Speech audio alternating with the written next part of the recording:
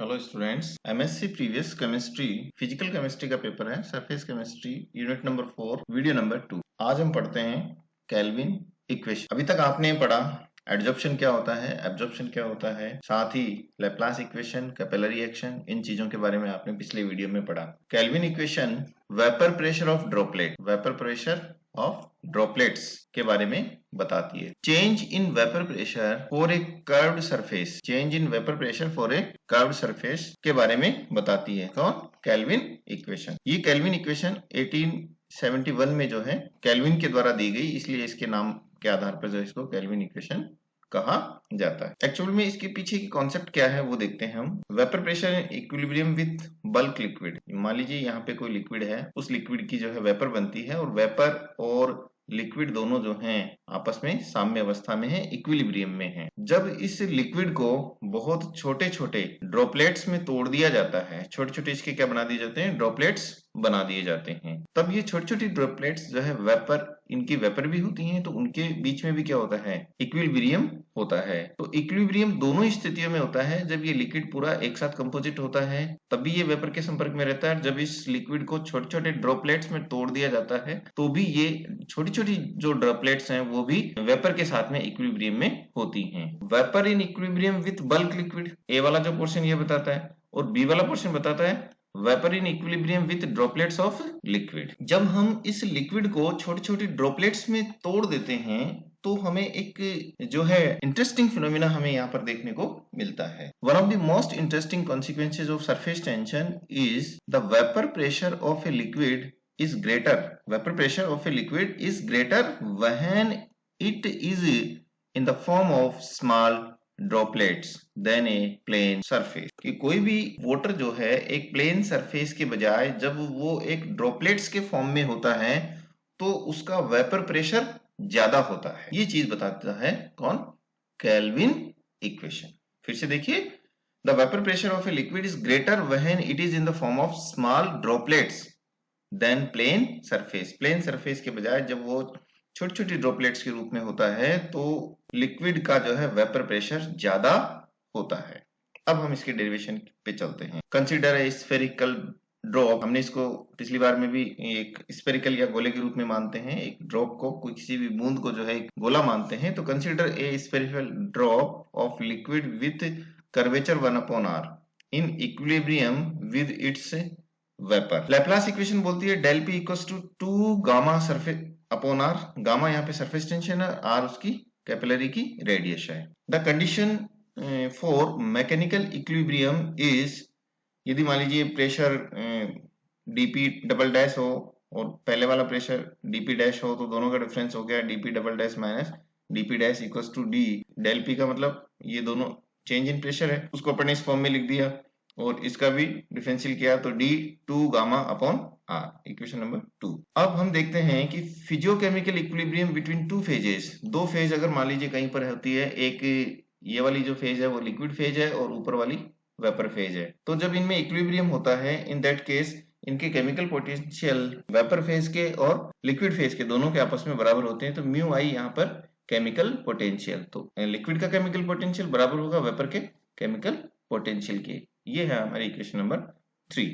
अगर इसमें हम स्मॉल चेंज के लिए देखें तो D mu I dash equals to D mu I double dash, ये भी दोनों आपस में बराबर होंगे। इक्वेशन नंबर 4 आ गई। अब हम ये जानते हैं कि डी म्यू आई या केमिकल पोटेंशियल जो है वो बराबर होता है minus S I D T plus V I D P. अब डी म्यू आई डैश पहले के लिए लिखना चाहें तो एस आई के भी डैश लगा दो और वी आई के डैश लगा दो और डीपी के भी डैश लगा देते हैं। ये कब करते हैं? जब कांस्टेंट टेम्परेचर होता है। यदि हम डबल डैश सेकेंड वाली कंडीशन के लिए लिखना चाहें तो हम लिख देंगे यहाँ पे, जहाँ पे सिंगल डैश है वहाँ डबल डैश लगा देंगे। तो D mu I double dash equals to minus S I double dash D T plus V I double dash D P double dash. ये होगी इक्वेशन नंबर 6 और 7, जो कि हमने किससे प्रिपेयर की है? इक्वेशन नंबर 5 से प्रिपेयर की है। सेम, एक बार हम डैश लगाएंगे, दूसरी बार में हम डबल डैश लगाएंगे। और ये सब कब कर रहे हैं? हम कांस्टेंट टेम्परेचर की बात करेंगे यहाँ पे। जब हम टेम्परेचर कांस्टेंट है तो dt का मान कितना जाएगा? 0 जाएगा। और इसी तरह से यहाँ भी जो dt है इसका मान क्या हो जाएगा? 0 हो जाएगा। तो जब हम कांस्टेंट की बात करेंगे तो dt का मान हो जाएगा 0। तो d जब ये दोनों बराबर हैं तो इक्वेशन 4 में इनके मान रखेंगे तो हम प्राप्त करते हैं V I D P dash equal to V I double dash into D P double dash. यहाँ देखो ये वाला फैक्टर जीरो हो जाएगा, ये वाला फैक्टर भी क्या हो जाएगा, जीरो हो जाएगा। तो अब ये दोनों फैक्टर आपस में क्या है, वैल्यू 6 और 7 की वैल्यू 4 में हम पुट करेंगे तो रिजल्ट हमारा ये आ जाएगा।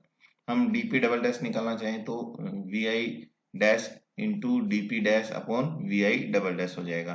Putting value of equation 8 in equation 2, ये वाला जो 8 है इसकी वैल्यू हम यहाँ से निकाल करके हम रखते हैं इक्वेशन नंबर 2 में ले जाते हैं। तो डीपी डबल डैश जो है उसका मान रख दीजिए, तो ये आ जाएगा यहाँ से, ये एज इट इज आ गया V I dash V I double dash DP dash minus DP dash upon 1 कर देंगे equal to D 2 gamma upon R. अब इसमें देखिए यहाँ पर हम दोनों में से डीपी डैश को बाहर ले लेंगे और वी आई डबल डैश हम एलसीएम ले लेंगे। तो वी आई डबल यहाँ पे आ गया तो ये बचेगा V I dash minus V I double dash, okay, equals to D 2 gamma upon R. If we neglect the molar volume of liquid V I double dash compare to V I dash we get, in that case यदि हम we I double dash को हम neglect कर दे, ये रहा क्योंकि इसकी value कम है, इन दैट केस ये आ जाएगा V I upon V I double dash DP dash equals to D 2 gamma upon R. Equation number 10, let V I dash is an ideal gas volume, तो P I V I dash equals to R T, P V equals to R T, इसी से निकाल लेते हैं हम। तो V I dash equals to R T upon P I, ये हो गई हमारे लिए इक्वेशन नंबर 11 के बाद में putting value of equation 11 in equation 10, ये वाली जो 11 की वैल्यू है यहाँ पे 10 में पुट कर देते हैं। तो वी आई डैश है उसकी जगह R T upon P I dash लिख देंगे, तो ये आ गया R T upon P I dash 1 upon V I double dash into D P dash, और ये आ गया डी 2 गामा अपॉन आर। यहाँ पे डी 2 गामा अपॉन आर रख देंगे, तो आर टी अपॉन ये D P dash upon P dash लिख देंगे, यहाँ पे इतना चेंज करेंगे। अब इंटीग्रेटिंग इक्वेशन 12, ये जो इक्वेशन 12 है इसको अपन इंटीग्रेट करेंगे। लिमिट्स हो गई 1 अपॉन आर बराबर 0 से लेकर के 1 upon R equals to 1 upon R तक, और प्रेशर की लिमिट हो गई पी से लेकर के पी नॉट से लेकर के पी तक। तो हम यहाँ पे इसका इंटीग्रेशन करेंगे 0 से लेकर 1 अपॉन आर तक, और इसका इंटीग्रेशन करेंगे पी नॉट से पी तक, ठीक है। ये R T upon V I को हम बाहर रख लेते हैं, ये R T upon V I as it is आ गया, ठीक है।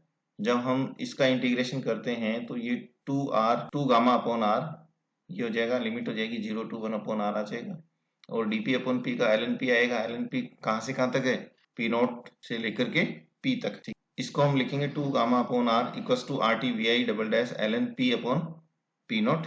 तो आर टी को आप जो है यहीं रहने दें, तो हम इसको लिख देंगे R T L N P upon P naught, और वी आई को इधर ले गए तो 2 gamma upon R into VI double dash, equation number 13. Again, if the molar mass of liquid is M, molar mass क्या हो, liquid का M हो, and E is the density, हमने density को मान लिया E, then VI वॉल्यूम हम लिख देंगे mass upon density, तो M upon E लिख देंगे, equation number 14, और इस 14 का मान हम क्या रख देंगे, 13 में रख देंगे। तो ये हो जाएगा ln P upon P not अपनी जगह आ गया, RT को नीचे ले जाइए तो 2 gamma upon R, 2 gamma upon R, और आर टी इधर भेज दीजिए, और वी आई डबल डैश की जगह हम एम अपॉन ई लिख देंगे। एम है मास, ई है डेंसिटी। तो ब्रैकेट वाली जो इक्वेशन है वो हमारे पास आ गई है L N P upon P not equals to 2 gamma upon R T into R M upon E, और इसे ही हम किस नाम से जानते हैं, केल्विन इक्वेशन के नाम से जानते हैं।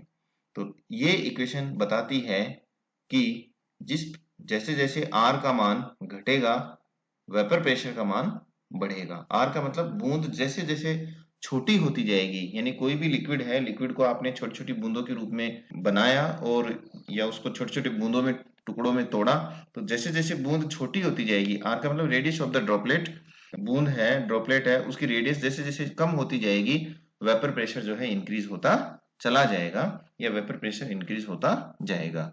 ये बताता है हमें केल्विन इक्वेशन। तो शुरू में जो स्टेटमेंट था केल्विन इक्वेशन का वो भी यही कहता है कि the vapour pressure of a liquid is greater, ज्यादा होता है when it is in the form of small droplets than plane surface, यानी जो कोई भी लिक्विड है वो प्लेन सरफेस के बजाय अगर वो छोटी छोटी ड्रॉपलेट्स के रूप में होता है तो उसका वेपर प्रेशर का मान ज्यादा होता है।